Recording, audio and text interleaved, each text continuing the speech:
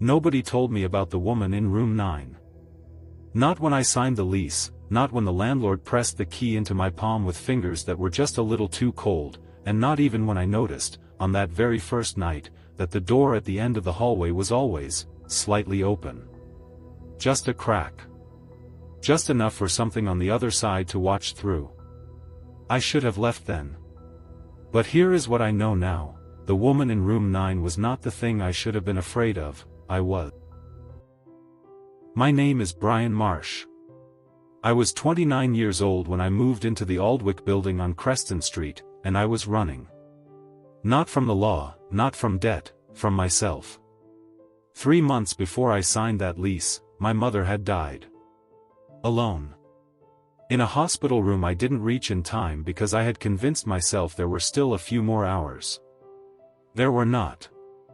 And the guilt of that, the suffocating guilt of a son who chose sleep over a dying woman, had followed me all the way to Creston Street. The Aldwych building was 5 stories of dark brick and older wood. The hallways smelled of something sweet and decayed, like flowers left too long in standing water. I told myself it was the pipes. The landlord's name was Graves. He was a thin man, paper thin, like something pressed flat by years of bad news. He smiled with his mouth only. His eyes were 2 stones at the bottom of a dark river, present, but unreachable. He told me there were 6 tenants. Apartments 1, 3, 4, 7, 11, and 14. He did not mention apartment 9. And I, fool that I was, didn't ask. That first night I lay on my mattress on the floor and stared at the ceiling. It was then, in the silence between the radiator's hisses, that I first noticed it. A creak, slow, rhythmic. Like a rocking chair. It stopped at exactly 3 a.m. I know, because I watched the clock until it did. The first week passed in sleepless nights and unpacked boxes. The creaking continued, every night, same rhythm, same stop. I told myself it was old pipes, old wood, an old building settling. I even laughed about it once, alone in my kitchen. The laugh sounded wrong in that apartment. Too loud. Like it did not belong there. I did not laugh again after that.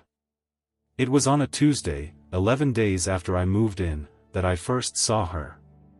I came home just after midnight, and as I turned into the hallway, the door to room 9 was open.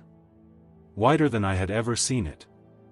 And standing just inside the darkness, motionless as a held breath, was a woman.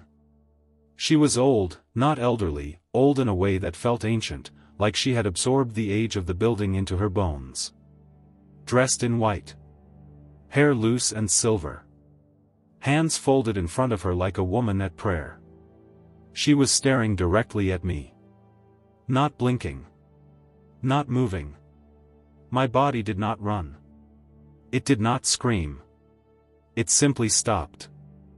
I stood there, keys in hand, while she regarded me with the patience of something that had long since stopped counting time. Then she smiled. Not a happy smile, not a cruel smile, a smile of recognition. Like she had been expecting me. Like I was already late.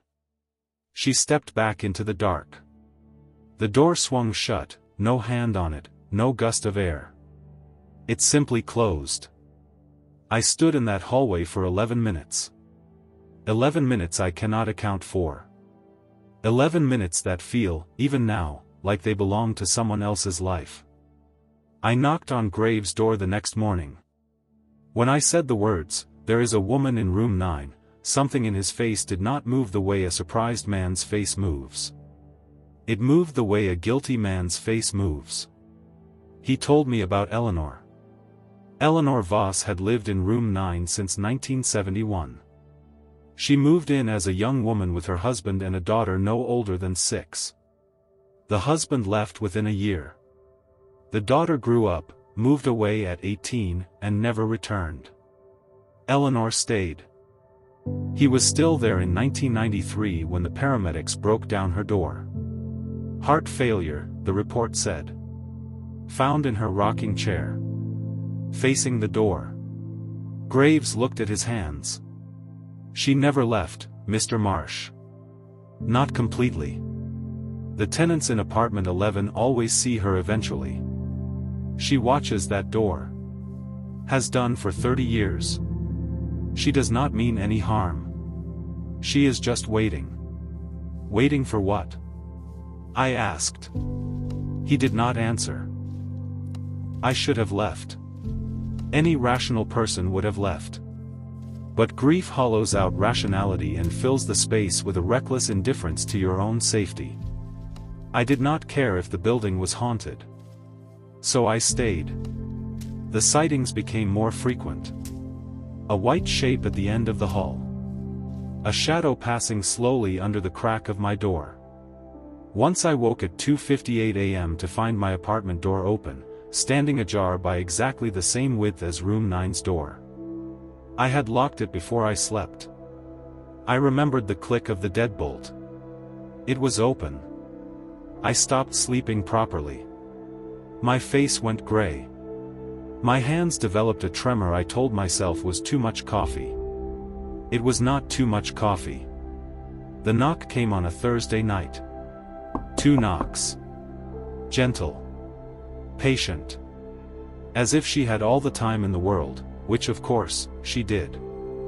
I rose from the chair before I made any conscious decision to do so. Crossed the room. Opened the door. The hallway was empty.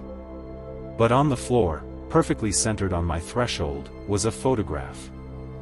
Black and white. Edges soft with age. A family, a man, a woman, a small girl no older than 6, standing on the front steps of the Aldwych building. Smiling. The woman was Eleanor.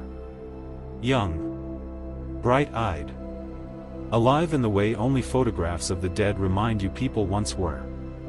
The little girl was gripping her hand and squinting into the sun, and the little girl had my mother's face.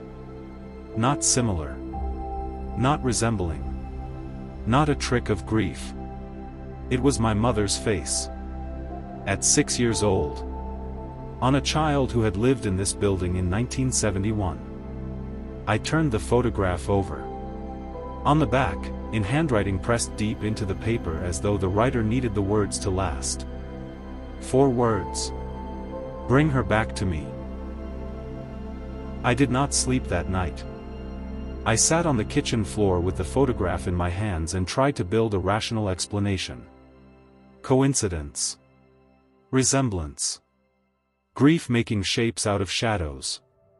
By 4 a.m., I had run out of explanations. I called my Uncle Richard the next morning, my mother's older brother, the only family I had left. I described the photograph, the building, the little girl. The line went quiet for a long time. Then he said, "Brian. Your mother was adopted. She had never been told. My grandparents had taken in a 6-year-old girl in the winter of 1972. A girl pulled from a building on Creston Street. A girl named Clara Voss. My mother. Eleanor had not been neglectful or cruel or dangerous. She had simply begun to insist that something was wrong with the building, that something lived in its walls, that her daughter was not safe. The authorities called it paranoid delusion. They took her daughter. And Eleanor went back to Creston Street and waited. She waited 21 years, until her heart gave out in that rocking chair, still facing the door, still waiting for a daughter who would never return because that daughter never even knew where she had come from. And then she waited 30 more. I went to room 9 that night. The door was unlocked. It swung open at my first touch. The room was untouched. Not empty, untouched. As though someone still lived there. A rocking chair faced the door. On a small table, a glass of water and a child's drawing in crayon, sun faded, a woman and a little girl holding hands. Beneath it, in a child's handwriting, me and Mama. I sat in that room and spoke out loud, feeling ridiculous and not caring. I told her about my mother. About Clara. I told her that her daughter had grown up loved and safe, that she had laughed a lot and cooked badly and been the kind of mother who remembered every small thing. I told her Clara had died in March, surrounded by nurses who were kind, and that I was sorry I had not reached her in time. And then I said, "She is coming. She just does not know the way yet. But I think you will find each other." The rocking chair moved. Just once. Like an exhale. Like something finally letting go. I moved out 2 weeks later. Not because I was afraid, because it was done. The creaking never came back.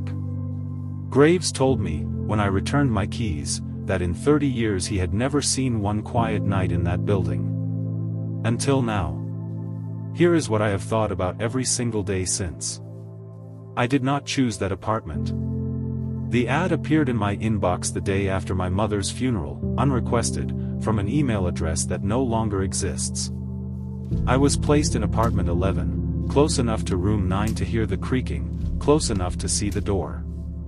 Eleanor was not asking me to bring her daughter back from the dead. She was asking me to bring her daughter's memory. To tell her what became of that little girl. To let her know that Clara had lived, and had been loved. She had been waiting for me specifically. Not a tenant. Not a stranger. Her grandson.